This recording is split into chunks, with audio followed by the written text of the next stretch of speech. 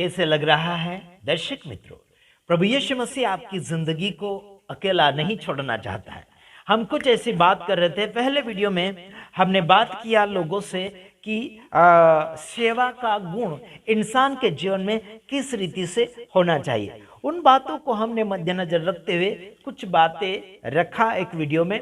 उसके बाद हम दूसरा वीडियो बना रहे हैं, उसी विषय पर हम बातचीत कर रहे हैं। साथ ही साथ हम बात कर रहे हैं कि सेवा में कैसा क्या बोलना चाहिए कि गुण और चरित्र कैसा नजर आना चाहिए इंसान के जीवन में। बाइबल में सेवा का महत्व ये है, पहली बात कि यीशु मसीह सेवा करवाने नहीं आए बल्कि सेवा करने आए थे। साथ ही साथ यीशु मसीह ने यह भी कहा कि अपने पड़ोसी से प्रेम करना। ये पहले वीडियो में मैं आपको बता चुका हूं कि यह सेवा का एक सबूत है। काफी लोग सेवा का सबूत बता नहीं पाते। कई लड़ाई झगड़ा से शुरुआत करते हैं, कोई बदला लेने के भावने से या फिर अपना अपना भेदभाव के भावने से सेवा को प्रकट करने की कोशिश करते हैं। आखिर में आपको बताना चाहूंगा, अगला कदम आपके सामने हम रखना चाहेंगे। हाँ, आगे हम बात करेंगे क्षमा और शांति। क्या होना चाहिए? क्षमा होना चाहिए और शांति भी होना चाहिए। इंसान जब क्षमा कर देता है शांति पूर्वक रहता है, और क्षमा प्राप्त करने वाला व्यक्ति भी शांति पूर्वक रहता है। जिसने क्षमा नहीं किया और जिसने क्षमा नहीं लिया वो व्यक्ति हताश है, प्रॉब्लम में है, समस्या में है। साथ ही साथ उसे शांति की जरूरत है। Hallelujah, praise the Lord. शांति की उसे जरूरत है तो शांति जरूर बांटिए।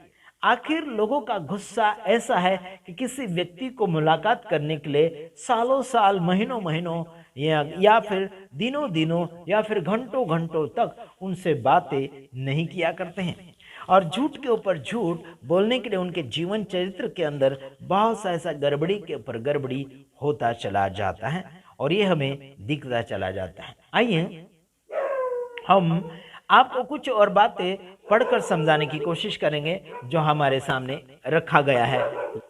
हाँ, आगे हम देखते हैं जैसा कि सेवा करने के मुख्य तरीके आपके और मेरे जीवन में होना चाहिए। पहला है कि एक बात जो है, मैं आपको कह चुका हूं कि जरूरतमंदों को है ना मदद करे। साथ ही साथ आपको बताना चाहता हूं अगली बात जो है बिना स्वार्थ के देना। बिना स्वार्थ के देना यानी कि कोई कुछ पाने की आशा में उसे देने की जरूरत नहीं। मतलब बिना पाए हुए या फिर कुछ भी नहीं मिलेगा फिर भी उसकी सेवा करना या फिर उसकी मदद करना, यहां पर दर्शाता है दूसरों को माफ भी करना।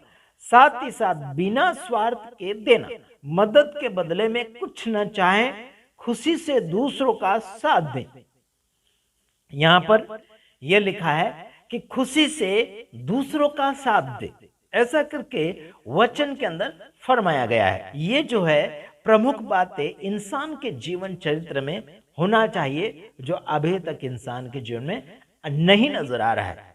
साथ ही साथ आप सभी को कुछ बातें दर्शाना चाहता हूं, कुछ पॉइंट्स आगे बताना चाहता हूं। क्षमा तो किया आपने, साथ ही साथ क्षमा और शांति, दूसरों को माफ करें, आपस में मेल मिलाप रखें, बिना स्वार्थ के देना, मदद के बदले कुछ न चाहे, खुशी से दूसरों का साथ दें।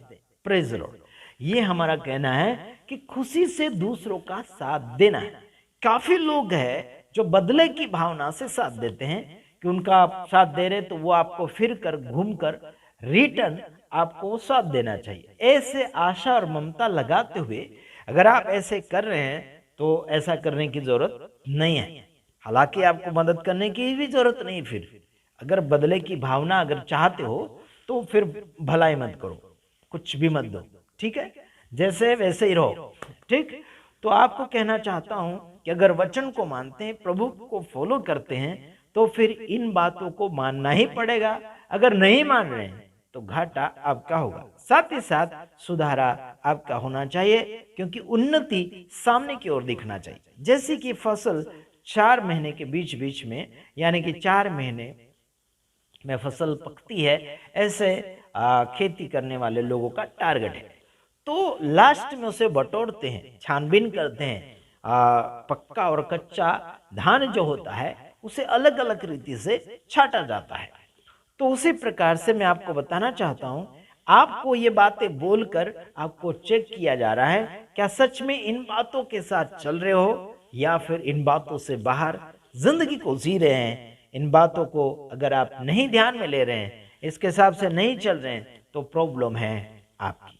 बाकी हम क्या बोल सकते हैं। God bless you. प्रभु आप सबको आशीष करें। आमीन।